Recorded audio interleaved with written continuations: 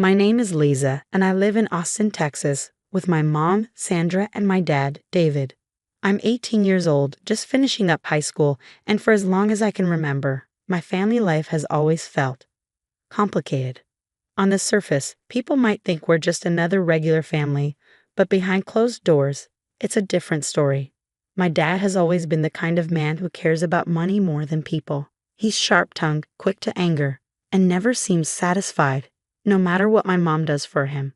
My mom, on the other hand, is one of the most patient and kind-hearted people I know. She works hard, sometimes too hard, to keep everything together, even when my dad demands more than she can give. Growing up, I never fully understood why my mom put up with it. She would always brush off my concerns, saying, "It's fine, Lisa. Some things are just complicated." But as I got older, it became impossible to ignore the constant tension in the house. The shouting, the guilt trips, and the way my dad always managed to make her feel like she owed him something. It wasn't always bad, though. There were days when things felt almost normal, and I clung to those moments like lifeboats in a storm. But deep down, I knew those moments wouldn't last. I spent a lot of time at my best friend Mia's house just to escape the heavy atmosphere at home. Her family was everything I wished mine could be: warm, supportive, and loving. It was like stepping into another world. Still, I always came back, mostly because of my mom. She was my anchor in all the chaos. Even though she rarely stood up to my dad, she was always there for me, helping with school projects, cheering me on at soccer games, or just sitting with me in the quiet moments when I needed someone to listen. I don't know how she managed to stay so strong, but I admired her for it. Looking back now, I think I always knew something had to change. Our lives were like a rubber band stretched too thin, just waiting to snap. And one day, it finally did. But at that time, I couldn't have guessed how much everything was about to shift. It all started on an ordinary afternoon, the kind where nothing seems out of the ordinary until everything comes crashing down. I had just come back from spending the day at my best friend Mia's house. We'd been watching movies and talking about our plans for college next year. It felt nice to be somewhere calm, somewhere I didn't have to tiptoe around anyone's temper. But as soon as I opened the front door to my house, that uneasy feeling hit me again. The shouting started before I even made it past the entryway. My dad's voice was booming, sharp, and relentless, echoing off the walls. I couldn't make out everything he was saying at first, but the anger in his tone was unmistakable. As I stepped closer to the living room, the words became clearer, each one like a punch in the gut. "How dare you give me your inheritance money and not tell me? Do you think you can just hide things from me? I need that money," he bellowed. I froze in my tracks, my heart sinking. My mom's voice, much quieter, was trembling as she tried to explain herself. "David, I didn't hide anything from you. That money was for Lisa and me. It's all we have for emergencies or her college." "Emergency?" he shouted, cutting her off. "I'm the emergency. I've got debts to pay, and you're sitting on cash like it's nothing. You're my wife, Sandra. That money is mine too." I stood there, not sure if I should interrupt or stay silent. My hands were shaking as I clutched my backpack, wishing I could disappear. But then my dad saw me. His eyes flicked over to where I was standing, and for a moment, everything went eerily quiet. The rage on his face softened, not into anything kind, but into something cold and calculating, like he'd been caught. "What are you doing just standing there?" he snapped at me, but his tone was less aggressive now, as if he didn't want me to hear too much. "Go to your room." Before I could say anything, my mom stepped in. Her voice was still shaky, but there was a determination in it I hadn't heard before. "Liza," she said softly, "go to your room and pack your things. We're leaving." I turned to look at her, stunned. "What? Mom, what are you talking about?" "We're leaving this house," she said, her voice breaking as tears streamed down her face. "I can't do this anymore. I won't let you grow up thinking this is normal." "You want to leave?" my dad sneered. "Fine. Go, pack your bags and get out of my house. You're nothing without me anyway." He waved his hand dismissively, like we were just some inconvenience he wanted to be rid of. My mom's shoulders slumped, and for a moment, I thought she might change her mind. But then she straightened up, wiped her tears, and nodded. "Come on, Lisa," she said firmly. "Go pack." I wanted to argue, to tell her this was crazy, but something about the way she looked at me stopped me. It was like she was finally done trying, done hoping, done letting him control everything. So I turned and went to my room, my heart pounding as I threw clothes into a bag as fast as I could. I could still hear my dad muttering under his breath, calling my mom ungrateful and worse things I won't repeat. When I came back downstairs, my mom was waiting by the door, holding her own small suitcase. Her face was pale, but her jaw was set in a way that told me she wasn't backing down. My dad was sitting in his recliner, glaring at us like we were the problem, like we were the ones ruining everything. "Go on," he said, his voice dripping with mockery. "Leave. Don't come crawling back when you realize you can't survive without me." I clenched my fists, fighting back the urge to say something, but my mom just opened the door and motioned for me to follow her. As we stepped outside, the evening air hit me like a jolt of reality. This was it. We were really leaving. I glanced back one last time to see my dad still sitting there, staring at the TV like nothing had happened, like we were nothing to him. We didn't talk much that night. My mom drove us to a small motel on the other side of town, and we sat in silence for a long time, just trying to process what had happened. I wanted to ask her a million questions, how we were going to manage, what we were going to do next. But all I could do was sit there and hold her hand. That night, as I lay awake on the stiff motel bed, I realized something had shifted. For the first time, I wasn't scared of what my dad might say or do.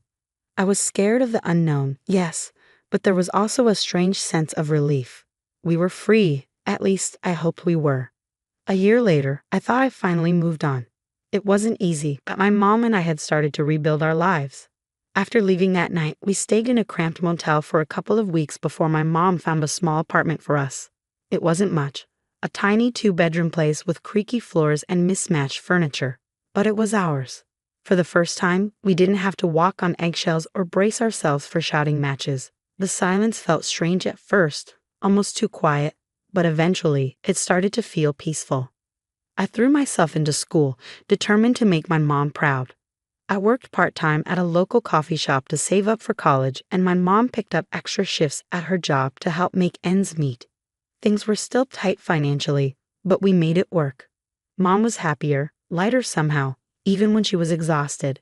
I didn't realize just how much of herself she'd been hiding until we left. She started laughing more, making little jokes, and even talking about her dreams, things she'd long buried while trying to keep my dad happy. By the time my 19th birthday rolled around, I felt like I was finally in a good place. I'd invited a few close friends over to celebrate, a small, low-key gathering in our apartment. Mia was there, of course, along with a couple of friends from school and work. Mom had gone all out, decorating the living room with streamers and balloons she picked up on sale. She even baked me a cake from scratch, despite insisting she wasn't much of a baker. It was lopsided and slightly burnt on one side, but I didn't care. It was perfect because she made it. We were in the middle of laughing about something Mia said when there was a knock at the door.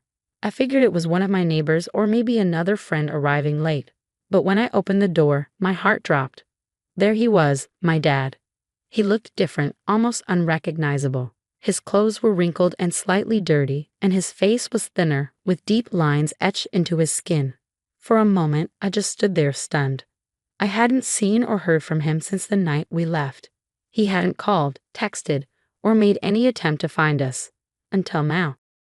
"Liza," he said, his voice cracking. "Happy birthday." He tried to smile, but it looked forced, almost desperate. "What are you doing here?" I asked, my voice cold and sharp.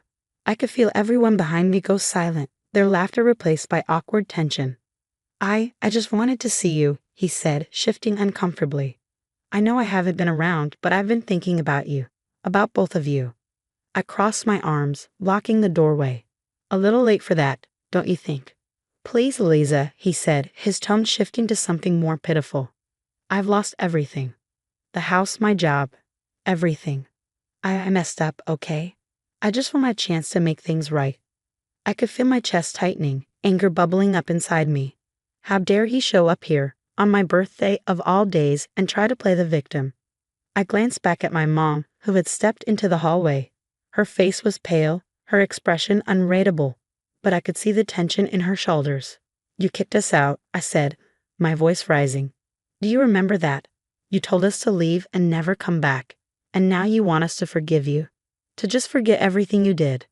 I know I was wrong, he said quickly, holding up his hands like he was surrendering.